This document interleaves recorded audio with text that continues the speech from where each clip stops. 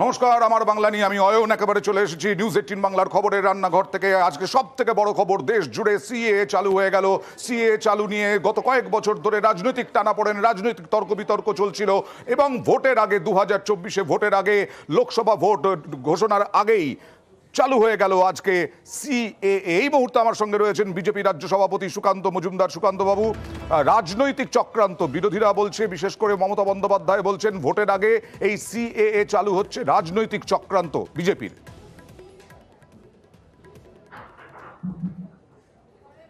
মমতা বন্দ্যোপাধ্যায় চাইছেন যে ভোটের আগে একটা সাম্প্রদায়িক পরিবেশ তৈরি করে মিথ্যে কথা বলে। এর আগেও তাই করেছিলেন, 21-এর আগেও তাই করেছিলেন। সাম্প্রদায়িক পরিবেশ তৈরি করে তার ভোট ব্যাংক, মুসলিম ভোট ব্যাংককে একত্রিত করা। আজকে আপনার মাধ্যমে আমি মুসলিম সমাজকে বলতে চাই যে আপনারা সে সময় মমতা বন্দ্যোপাধ্যায়ের কথায় বিশ্বাস করেছিলেন। আজকে একবার নিজেরা পরীক্ষা করে দেখুন। বিজেপি বলছে যে সিএ এর মাধ্যমে কারো নাগরিকত্ব যাবে না। মমতা বন্দ্যোপাধ্যায় বলেছিলেন নাগরিকত্ব চলে যাবে। আজকে সিএ লাগু হলো, দেখুন কারো নাগরিকত্ব যায় কিনা। যদি নাগরিকত্ব যায় তখন আপনারা আন্দোলন করুন। আপনারা কান নিয়ে গেছে বলে চিলের পিছনে দৌড় মারছেন, কাকের পিছনে দৌড় মারছেন, সেটা তো হতে পারে না। মমতা বন্দ্যোপাধ্যায় মিথ্যে কথা বলছেন। রাজনৈতিক যে ভোট ব্যাংক, সেই ভোট ব্যাংকের অ্যাপিসমেন্টের পলিটিক্স করছেন। যারা উগ্র সাম্প্রদায়িক তাদেরকে ভোট ব্যাংকে সুরক্ষিত করার জন্য। অসমের যে অভিজ্ঞতা, বারবার করে যেটা মমতা বন্দ্যোপাধ্যায় যেটা বলেন যে ডিটেনশন ক্যাম্পে যেতে হয়েছিল বহু মানুষকে, সেই অভিজ্ঞতাই তো তুলে ধরা হচ্ছে বিরোধী রাজনৈতিক দলের পক্ষ থেকে, এবং সেটাই তো মানুষের মধ্যে কি আতঙ্ক তৈরি করবে না এই সিএ নিয়ে?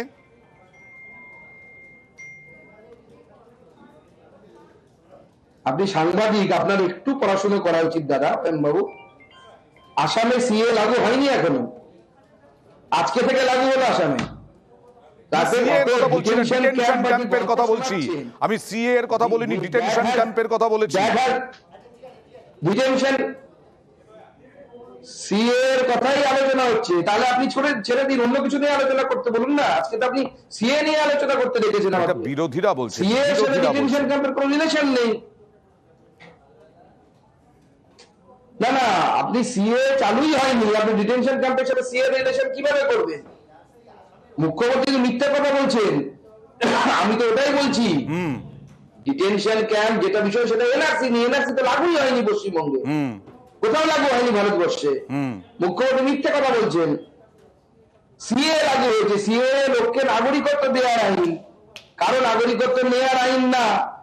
একবার টেস্ট করে দেখুন, পরীক্ষা পাঠ্য নিয়েও বিভিন্ন প্রোডাক্টে লেখা থাকতো আগে। আজকে যারা সিএ চালু হলো একটা আশঙ্কার বাতাবরণ যে ভবিষ্যতে আবার এনআরসিও চালু হয়ে যাবে কিনা, এটা বিরোধীরা বলছে। দেখুন, প্রথম কথা হচ্ছে কবে রাম রাজা হবে, তারপরে বনবাসে যাবে, আপনি সেইভাবে চিন্তা ভাবনা করবেন না। এখন বর্তমানে সিএ লাগু হয়েছে, সিএ নিয়ে কথাবার্তা বলা উচিত।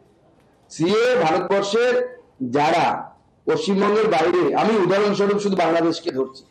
আজকে বাংলাদেশের যে হিন্দুরা অত্যাচারিত হয়ে ভারতবর্ষে আসতে বাধ্য হয়েছে। আমি যেহেতু বর্ডার ডিস্ট্রিক্টের ছেলে, আমি তো দেখেছি ছোটবেলা থেকে ক্লাস 6-এ 7-এ 8-এ আমাদের থেকে বয়সে বড় ছেলেরা এসে স্কুলে ভর্তি হতো আমাদের সাথে।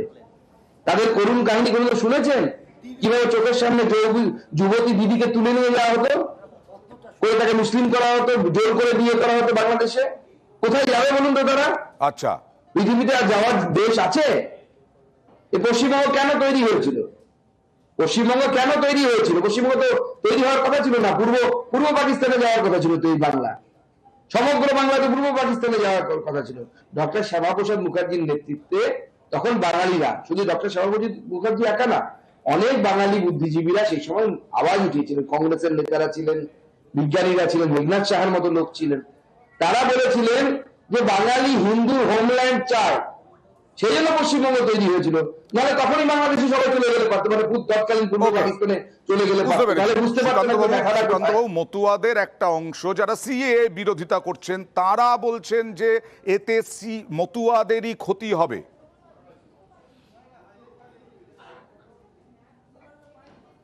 কারো ক্ষতি হবে না। কোনো ধরনের ক্ষতি হলে বলে সেই দায়িত্ব আমরা নিচ্ছি, কোনো ধরনের ক্ষতি হবে না। যে যেখানে যে ডিক্লারেশন দেবে, কেউ বলবে আমি, কেউ ধরুন বললেন যে আমি 2000 সালে পশ্চিমবঙ্গে এসেছি, তো 2000 সালের সেই ডেট থেকেই তাকে নাগরিকত্ব দেওয়া হবে। তারপরে যদি কোনো চাকরি করে থাকেন সেই চাকরি বৈধ, সেই ডেট থেকে বৈধ হয়ে গেল। উনি যদি বলেন না আমি 1999 এসেছি, 98 এসেছি, অমুক ডেটে এসেছি, সেই ডেট থেকে বৈধ, তারপরে পাওয়া চাকরি, জমি, বাড়ি, গাড়ি সমস্ত কিছু বৈধ হবে, কোনো বিপদের কোনো সম্ভাবনা নেই। ওকে সুকান্ত বাবু, এবার আসি আপনাদের লাভ ক্ষতির অঙ্ক। বিশেষ করে আপনি, শুভেন্দু অধিকারী, শান্তনু ঠাকুর, এই শান্তনু ঠাকুর কালকেও বলেছেন, পরশুদিনও বলেছেন, একদিন আগে হলেও সিএ চালু হবে। আপনারা লাভের অঙ্কে কতটা এগিয়ে পশ্চিমবঙ্গে?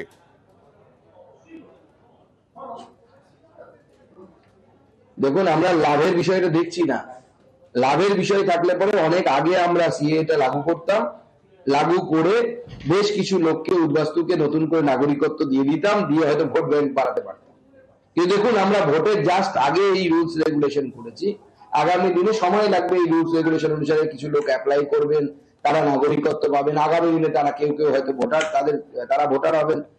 তো আমরা সেই জন্য এটাকে কোনো নির্বাচন, লাভ, ক্ষতি এসবের অ্যাঙ্গেলে দেখছি না, আমরা মানবিকতার অ্যাঙ্গেলে দেখছি। আমি বারবার বলছি, আসলে যে বিরোধীরা তো ভদ্রলোক বা প্রশ্ন যে তুলছে যে 2024-এ লোকসভা ভোটের ঘোষণার ঠিক আগেই সিএ, সেইটাই লাভের অঙ্ক দেখছে আর কি। বিজেপির লাভের অঙ্ক কতটা সেটা নিয়ে প্রশ্ন তুলছে বিরোধীরা।